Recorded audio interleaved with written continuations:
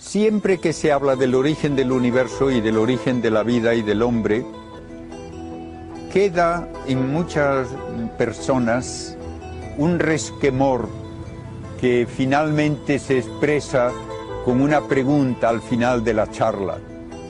Pero la Biblia dice que Dios creó el universo en 6 días.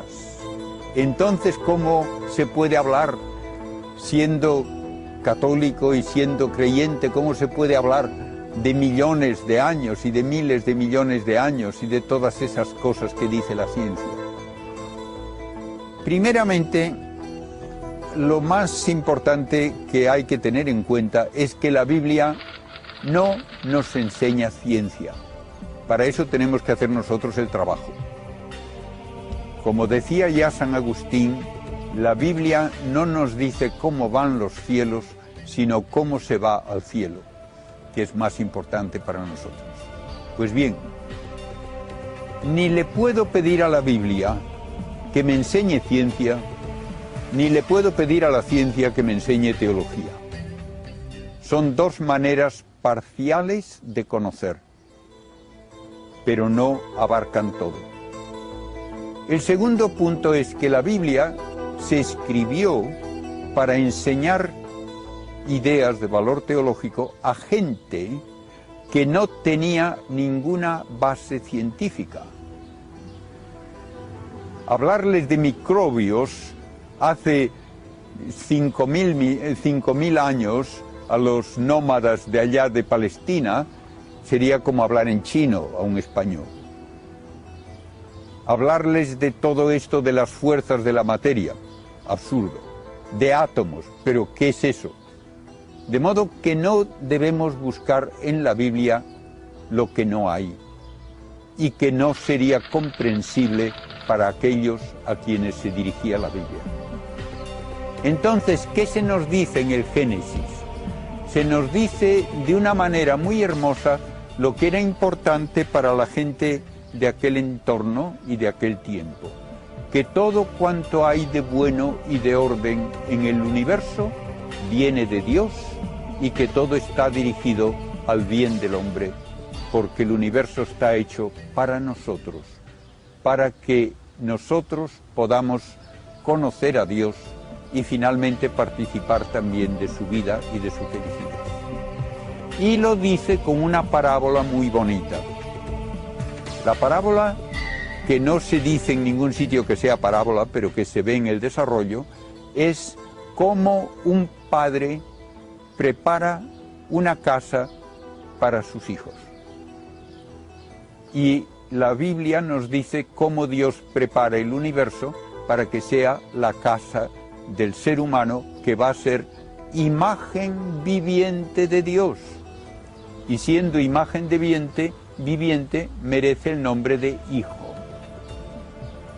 Y así, en esos 6 días de la creación, hay 3 días primero en que se prepara el terreno, el entorno para la casa, y otros 3 días en que se amuebla. El primer día hay puramente un caos, y para un israelita el caos por excelencia era un mar alborotado. De modo que lo primero, hay un mar tenebroso, oscuro y todo alborotado. Entonces, el primer paso del creador inteligente es decir, que haya luz, que vamos a hacer algo interesante. Entonces Dios hace la luz. ¿Y de dónde viene la luz? Pues no hay estrellas, no hay sol. Para aquella gente no importaba. Dios puede hacer que haya luz. ¿Por qué ha de ser del sol o de las estrellas? Entonces hay luz. Y entonces Dios separa un periodo de luz de un periodo de tinieblas y tenemos el primer día. ¿Y qué es un día? Pues un periodo de luz seguido de un periodo de tinieblas. ¿Tiene que tener 24 horas? No. Eso no era importante. El segundo día hay que hacer un hueco en eso que parece que es todo un mar revuelto. Y los antiguos tenían una idea muy poética, probablemente no se la tomaban en serio, pero la decían muchas veces, de que llueve porque hay agua allá arriba y se cae, y que se hace un pozo y aparece agua, porque hay agua allá abajo. Entonces, parece que el mundo es como una especie de cueva dentro de un entorno de agua. Ah, pero para que haya ese espacio libre hay que hacer una bóveda que no se ve porque es transparente, pero que separa las aguas de arriba para que no caigan, y otro lugar abajo para que quede el resto del agua. Bien, esto se hace el segundo día. Ya está bien. Y otra vez vuelve a haber luz y tinieblas, tenemos el segundo día. El tercer día, por ahora solo hay agua. Y hay esa bóveda con más agua encima. Entonces hay que hacer un lugar seco. Para los antiguos que no conocían, y no se conoció hasta mediados del siglo XX, que los continentes se mueven y que cambian las cuencas de los océanos, etc. Para los antiguos, el mar está donde está porque Dios le da una orden. Ese es tu sitio y cuidadito con salir de ahí. Y entonces queda tierra seca y quedan los océanos. Y en esa tierra seca, entonces ya Dios comienza poniendo hierba. ¿Por qué? Porque la hierba va a ser necesaria para que pueda luego haber animales. Llega el cuarto día, y el cuarto día Dios empieza a decorar la casa. Y lo primero que hace, pone unas lámparas bonitas en el cielo. El sol, no para que sea de día, sino para que sea el que preside al día, y a la luna para que presida a la noche, y las estrellas. Y todo eso está en esa bóveda transparente. Recuerdo que un profesor mío de teología decía que para esa mentalidad primitiva, la luna era más útil que el sol, porque la luna sale de noche cuando hace falta y el sol en cambio sale cuando ya es de día. Bien, eso nos indica un poco el nivel de explicación a que estamos refiriéndonos.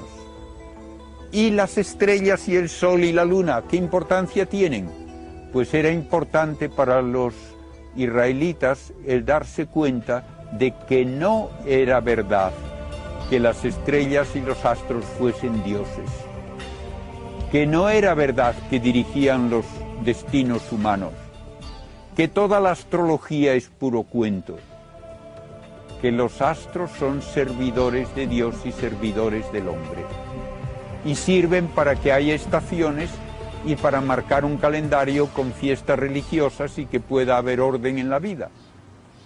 Y al Señor le llaman el Dios de los ejércitos, no porque sean ejércitos que van dando sablazos, sino porque es el ejército del cielo. Los astros son los ejércitos del Señor. Y por fin, cuando ya está preparado el lugar, entonces Dios hace los animales, primero en el agua y en el aire, luego en la tierra, y cuando todo está preparado, entonces puede ya hacer al hombre a su imagen y semejanza. De modo que es una parábola muy bonita de un Dios que hace todo con orden, lógicamente, para bien del hombre. Y esto es en contraposición a todo lo que decían los paganos, que decían que la tierra era lo más primitivo, y de la tierra nacían los dioses. Y los dioses no tenían omnipotencia, y no eran tampoco capaces de soportarse unos a otros y tenían luchas. Todo ello queda borrado de este modo tan hermoso de la Biblia de hablar de cómo Dios crea todo para bien del ser humano, para nuestro bien, porque nosotros somos los únicos que conocemos a Dios y obramos libremente, y por eso somos su imagen y semejanza.